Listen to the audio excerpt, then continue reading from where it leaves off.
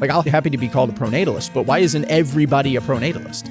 This might be the most profound case of suicidal denial that's ever happened in Western culture.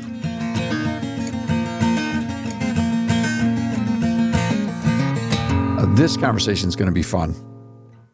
Only because if you don't laugh, you're bound to cry. Yeah. And I think that all of us are about to fall into that defense mechanism, because the story that comes to us today from the Atlantic takes us back to a conversation that we've been having for probably close to 20 years.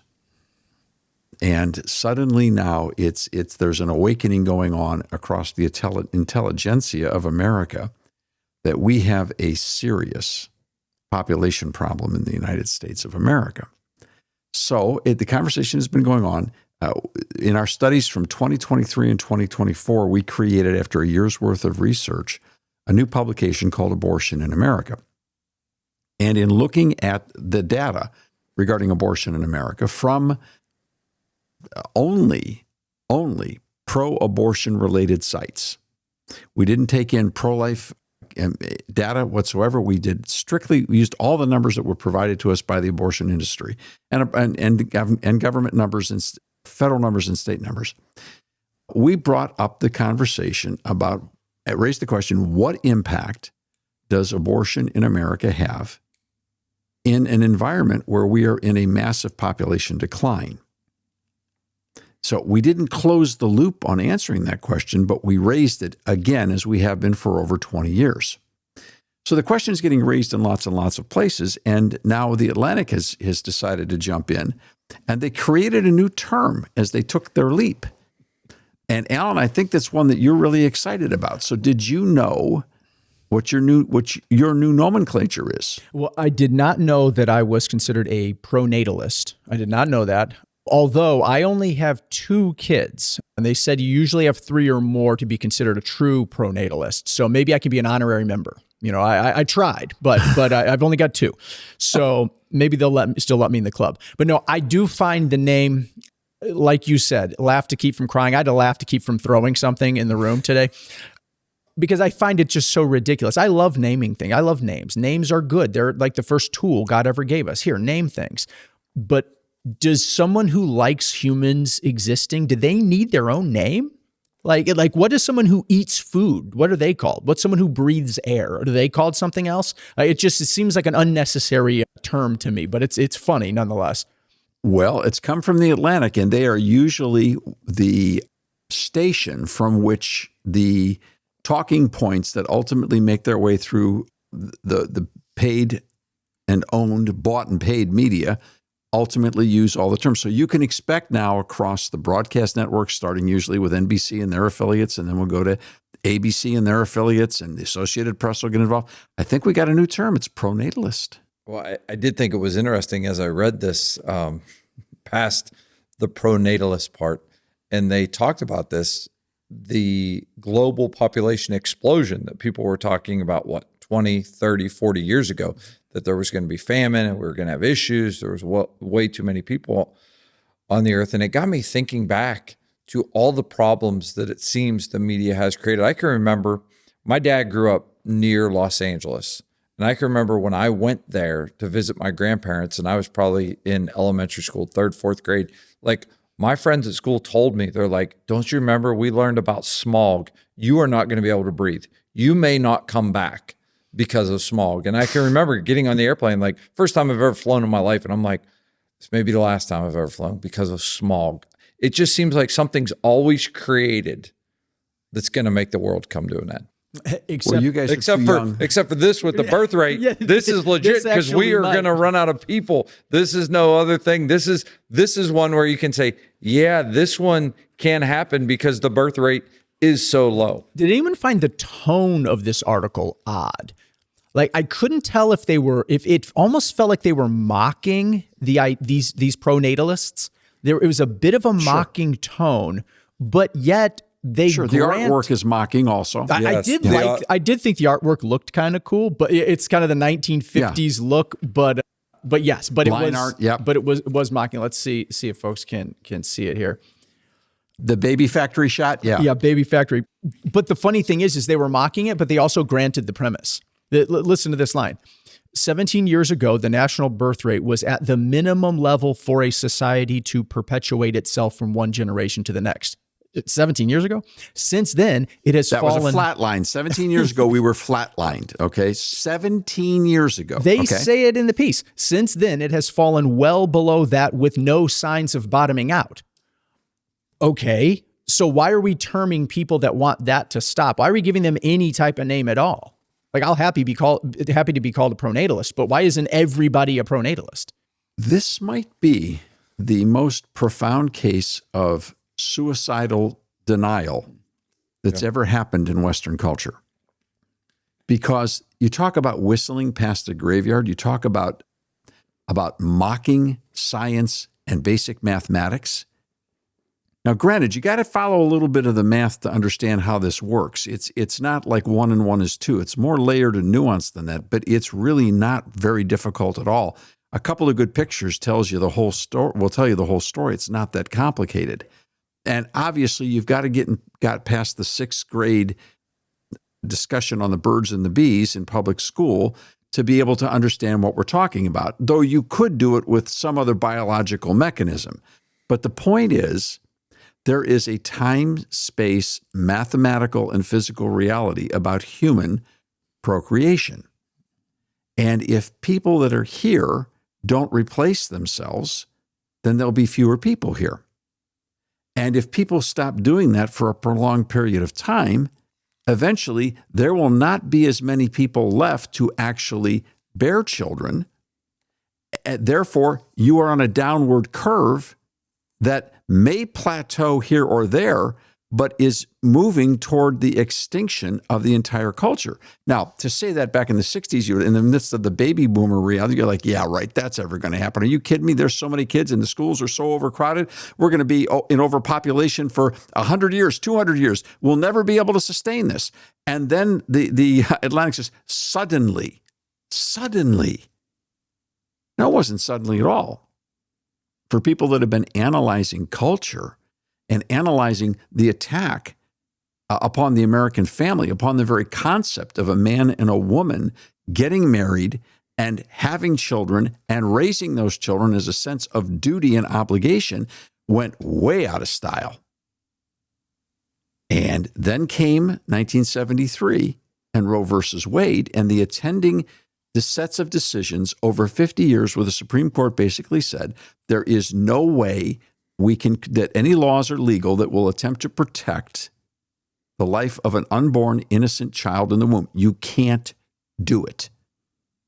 With very rare exceptions on the very edges of that from a policy perspective, legalize abortion on demand for 50 years. Now, right now, there's about 1 million abortions that happen every year in the United States. There are more abortions happening right now, post Roe versus Wade falling, than there were when the Supreme Court was dictating all the rules and abortion was legal for all 9 months of pregnancy under Roe. More abortions after Roe fell than when Roe was standing, giving a full go to all 50 states. What does that tell you? It tells you that the culture has changed dramatically. In other words, there are actually anti-natalists. And it appears that philosophy, being against having children, not only is dominating, but it's destroying the future hope of economic survival in the United States. I think one of the reasons for this is I feel like we've lied to a generation and a half of kids to tell them you can only have success in life if you go to college and get a 4-year degree. And I think that is like pushed things back on how people have behaved as it pertains to having families, as it pertains to getting married. It's like everything's been delayed. And when, and I'm not going to bash higher education the entire time, but to think about, for many, the thought of higher education isn't the education part. It's to go have a good time for 4 or 5 years and delay growing up and being an adult. That's what it's turned into in a lot of places. Well, Rob, you're wanting to go to, gee, what are the causes of this? I would submit that abortion is one of the causes, not simply because of the numerical reality of losing 1 million children per year. And by the way, if those children were not being aborted, we would not be having this conversation. Yeah, because since Roe, all those years of Roe, what's the number? About 60 million people lost? More, yeah. And on the mass, my goodness. Yeah, and since we can't go back, even if we could, yes. Yeah, imagine if it them hadn't been having for Roe, kids we and wouldn't then have their this kids problem. having kids. It's exponential. It's very hard to argue that point off. And of course, that will get you blistered, of course. That's a napalm moment for the Atlantic. If someone would dare to go backwards and say, did you ever count up what we'd be like if there were 60 million more people who had been born over the last 50 years and how many children they would have? Yeah. You're not allowed to talk about that. You get torched for that. Well, let's just talk about the current model. Okay. There's about 3 million people who die every year in the United States, a little bit more than 3 million, and about 3 million pregnancies that are carried to term with 1 million abortions. In other words, there's about 4 million, a little more than 4 million pregnancies reported, but only 3 million are carried to term. There's 1 million abortions. So you'd be plus 1 million if people would have those babies. Now, there's going to be circumstances in which they can't. So you're going to have to take out somewhere between maybe 1%, maybe 2% in regards to the really hard cases. Okay, but still, you'd be in a very different situation. You would be exceeding your death rate, which gives you a fighting chance in regards to your population sustaining itself. So I don't care how you do the math or how you try to combine the morality or the politics or the mocking. You can't take 1 million children disappearing lightly. You help us think well on these issues, a listener of the Public Square recently wrote. We appreciate the compliment, but none of these conversations would be happening without the help of listeners just like you. Every day, good old regular people of all ages take a moment to send support to the Public Square. Giving is easy, safe, and secure. Just log on to thepublicsquare.com to find out how. Thank you for helping to spread the light of liberty across the land. Another thing that I thought was very interesting about this piece is they talked about the three-pronged approach that pronatalists typically try to bring to the market. They said one is talking about it's a cultural change. Children are a blessing. Reminding people of that, trying to get the word out about that. Then it's housing. Try to make things more affordable for people to have kids. And then it's economic incentives. Maybe it's giving tax breaks or things like that to people. And wait a minute. Are you saying they're saying? Wait a second. Yeah. Are you saying they're saying pass laws will help have people have more kids? Well, they're saying that's what pronatalists typically suggest. Those types of things to help this. But again, the way I'm reading this, I mean, they're laying it out. I don't see who. By the way, did you recognize any of the names that they mentioned as pronatalists? Did any of those names ring a bell to you? Because they didn't to me. No, I thought I recognized one, but then I was asking Rob, and it wasn't who I thought it was. So yeah, no, I did not. I recognize. So where did these folks come around? We've been talking about this for almost 20 years. Who are these new intellectuals that have just popped up? Well, I did think we need to send the writer of this piece. I think we should send The Atlantic, if we haven't already, a copy of Abortion in America. I think they need a copy of that publication that we've done here. And maybe some radio. I'll let them find it online. I'm not going to spend the postage. No, I don't think I'm going to. Well, maybe we can email. Maybe we can email Mark Navikoff. Maybe we can email him. Send him the link. And Yeah, no, I'm teasing now. Of course, I'd be happy not only just to have him see it, but I'd be happy to have him on this program. I'd love to have him in studio with us. Sure. Talk about it at any length. I just didn't know who would be opposed. Gotcha question. No, I just don't know who would be opposed to those three incentives that people try to talking about. Children are a blessing. Let's make housing more affordable, and let's give some economic incentives for people to have kids. What's bad about that? Well, they raised that question. The author says, you might expect such a progressive sounding agenda, I'm quoting now from the article, to have attracted an enthusiastic liberal following. Not so, or not so much. In fact, left-of-center Americans are more likely to be anti-natalists. According to a recent... They italicized it. I'm sorry. I can't stop. Go. According to a recent YouGov poll, twice as many people who identify as liberal and 4 times as many who identify as very liberal think too many children are being born than think enough are. Okay, let's just take some time there. What happened to math? That's what I was going to say. Like, Like, they're wrong. Just look at the numbers. I mean, this isn't a subjective question. I mean, you right? Wait a minute, but the debate on melting icebergs is settled, but the debate on population is not. Did these people ever hear of Mendel? Did they ever do biology in high school? Do they have any idea the science of this? Apparently not. Well, my thing is there are a few things in culture that are kind of no-go zones. It's bad form in polite society to be certain things. I'm not even going to name them. You fill them in yourself. I think anti-natalists should be on the list. Can we add that category of just things that shouldn't be in polite society? An anti-natalist. Well, I thought you were going to say it's a pro-natalist. I mean, I think that the bias here is against people who think that having children is a good idea. Oh no, it is. I'm saying it shouldn't be. It should. No, I don't. No, I don't allow that. No, I'm not gonna be made to feel bad that I want more people to live. Rob, have you ever seen him this worked up? He's really getting cool, fired up, and I understand. You sent this article to me. You did this. I blame you, Dave. I blame you. Friends of mine, multiple friends have had babies recently, so that's encouraging.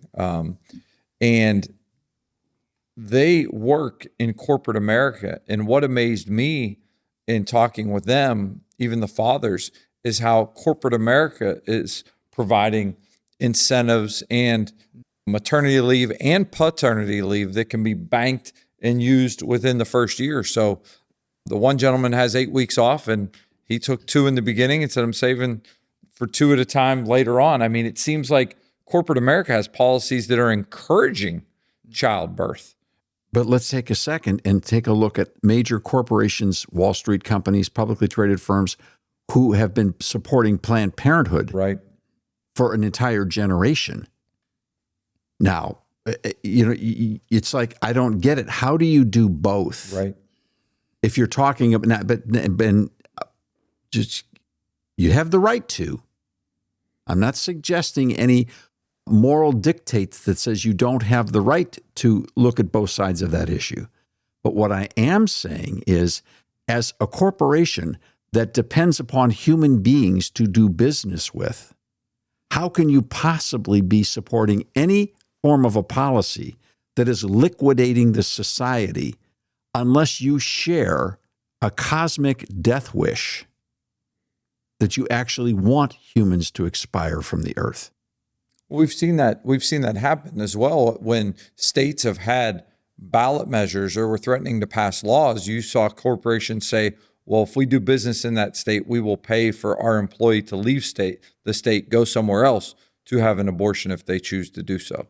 And I'm just like, my head was spinning a little bit. I want to be careful because I can hear the folks that read The Atlantic screaming out loud, and you have every right to. It's okay. We're not suggesting that eliminating abortion solves this problem. On the pure math of it, it's not that simple. It might go a long way. What we are suggesting is that abortion on demand for all 9 months of pregnancy for 50 years has contributed to an anti-child methodology and mindset in culture where people have deconstructed the urgency of getting married and having kids. The natural response to the way humans are assembled in their desire, male and female, for one another is to get married, is to have children. You can be a total atheist and look at this and say, isn't that what the species is supposed to do? I mean, wouldn't Darwin be on our side on this and be a pronatalist? Yes. For the survival of the fittest? Yes. I'm working on a little short piece about that, perhaps for the website, Abortion in America. Yes, I think he would be. And I think the reason that I get so passionate about this, there's probably many reasons, but I am a father, and I realize how great it is to be a father. It's life altering for the better. Is it difficult? Is it hard to do? Yes, of course. We're all fathers here. And are there some people who aren't called to fatherhood? Certainly. Like our Lord didn't get married, didn't have children either. So it's not like And everybody's there are got to some do people who can't have children. All right? Yes. And like the father of America, George Washington, who never was able to conceive natural children. Yeah, G.K. Chesterton, my favorite writer, my patron saint of my life, practically. He didn't have children either, although You like G.K. Chesterton? Well, and he saw this coming 100 years ago when he wrote about birth control. He said, this control is only going in one direction, guys. So he saw this coming. So As did C.S. Lewis, talking about disconnecting the concept of procreation from human behavior and sexuality. Where would that lead to in regards to the value? Now, of course, everyone's going to go, Handmaid's Tale. It's, this is you're going to want a mandatory pregnancy. No, come on. Those are arguments reserved mostly for the moronic side of life. All right? That's not what anybody's talking about here. Do the math. We have dropped so far below in the last 20 years, replacement level, that unless something happens in very short order, America is going to go extinct. China already knows this. They are in a desperate run. They know that within 50 years, they'll be half the size they are right now. The Congressional Office of Management and Budget has gone out and said, we've got a serious problem in the United States of America. Elon Musk acknowledges we have a serious problem. And yet the Atlantic, supposedly the ultimate station of all intelligent thinking in regards to the progressive left, mocks the entire conversation. Yeah. You pronatalists. Well, unless some people think you guys are only reading The Atlantic or talking about The Atlantic a lot, there's another article, the New Yorker, they're in their 100th year. The New Yorker is, long for E.B. White used to write for them. It's an institution. It's kind of fallen a little bit on hard times of late, just in terms of how wide their reach is, if I understand correctly. But the New Yorker's in their 100th year. And so what's one of the big pieces that they've decided to write about in their 100th year? It's a article entitled The End of Children. And it's a picture of like a child alone on a teeter-totter or whatever they call them, seesaws. And you can listen to the article, and it's an hour and 15-minute listen. Birth rates are crashing around the world. Should we be worried? I don't know what you're going to say for an hour and 15 minutes. I mean, yes. I mean, yes. It could be a short article. What's left? Well, and they acknowledge in this piece too, when they talk about women's autonomy, that like they talk about the fact that they fought for so many things, and now they feel like if they say, this is what I got from it, if they say, yeah, we should have more children, then you're pulling back some of those things that they had fought for all those years. And I'm like, well, wait a minute here. This is still a math problem. This is not a policy issue. This is a math problem. And you know what, Rob? This will not be solved by policy. China's already tried that. It's too late. The Chinese culture has so dramatically walked away from the concept of family and raising children. They're not coming back no matter what the government says. Facing the same thing, Italy's in the same problem. Japan, this is going on all over the world. It becomes possible, evidently, based on evidence, that humans can get so far away from the biological pattern of the natural order in nature. Whether you believe there's a God who gave us nature or you're an absolute Darwinian, I mean, this is Richard Dawkins could be on our side on this one in regards to simply the survival of the species. We have become so anti-child. We have become so anti-marriage. We've become so self-centered. You could make a dozen indictments as to how our thinking has changed in the name of being free from nature, in the name of being free from religion, in the name of being free from cultural stereotypes and predictabilities. Okay, now we're out there all alone on our autonomy, and guess what? We're dying. So what are we going to do? I guess there's only one thing left to do. Yeah.